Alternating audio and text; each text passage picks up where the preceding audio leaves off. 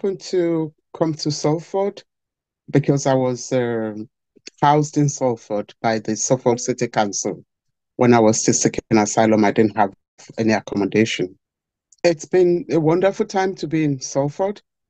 I've never regretted living in Salford, but because of what I was going through at the time, which was me trying to find a way to keep safe in the UK because of my sexuality as a lesbian from Nigeria, I thought there's a need for a group that is led by people with lived experience.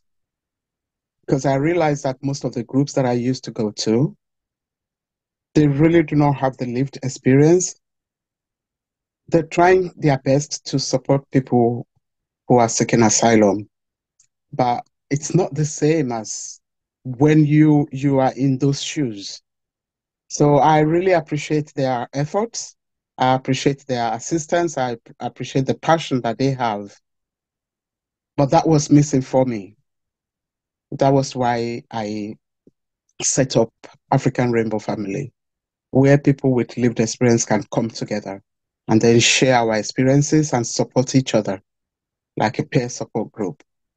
That's how African Rainbow Family came to be in 2014.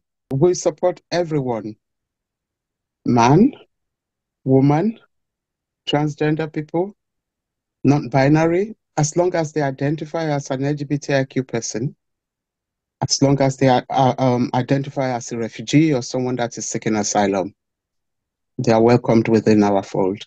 African Rainbow Family is quite big now because back in 2014, we're just about two, three, four, five people just patting one another and say it's okay to be different and still seeking asylum and be human. But now, as I'm talking to you today, African Rainbow Family now has 5 centers across the UK in Manchester, Leeds, Birmingham, Cardiff, and London. At any particular point in time, we support over 900 people, and our success rate is 100% in helping people to secure their safety, which makes me very, very happy. Each time that we get someone who's been granted, we always celebrate. We're just happy. And that's because I know that that person at least is safe. It's not going to be sent back to persecution. That person will not be facing death or any inhumane treatment back in their home countries. Yeah, so it gives me joy to say we are very, very big now. And from peer support group to becoming a registered charity, it's a marvelous thing for me. I'm very happy about that. For me, Black History Month is quite important. But deep down inside me, I don't know why we need to celebrate all of these things, but because of the way that things are, not recognizing some part of um, intersectionality in the community. So it makes it more important for me. I feel this is the time to really celebrate Black people who have really achieved quite a lot because there's this notion that Black people are not progressive or they do not really achieve things. But that's the opposite. We are hardworking, we are achievers. So I think this is the period for us to showcase people who have achieved in life and not just showcasing them. Also, it serves as inspiration for Black people who are coming up to know that there's nothing that they cannot achieve as long as they set their minds at it and do it diligently within the law. It is possible because the UK has this opportunity for everyone who is ready to tap into these opportunities in a meaningful and lawful way. That's the way that I see it. So if people can then begin to see that there are other Black people that are being celebrated, they can then be inspired to forget about the thinking that Black people cannot achieve, which has been, said amongst the the widestream mainstream media and some part of the society. So it's just like an inspiration time for me. In African Rainbow Family, what we are doing this month, this Black History Month, is to pick up, because the theme this month is saluting our sisters.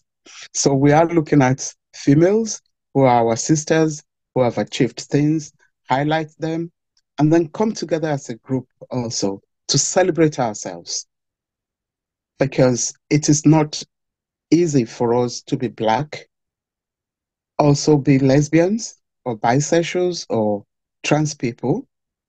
And also, the icing on top of it is leaving your home and looking for safety elsewhere. So I think that braveness needs to be celebrated.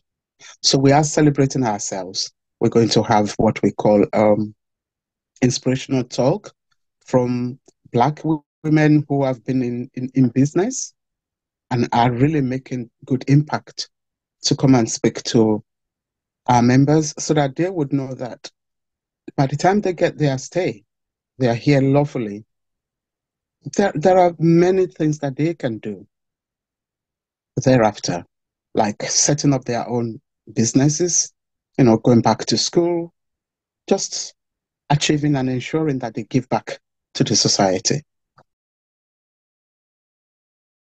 I hope for Black people in Salford, in UK, going forward is where we can all live together happily without any segregation, where we would not have to be mindful of our color or thinking that we are limited because of our color. It's not because we think that way, it's just because that's the way that it is being passed across to us.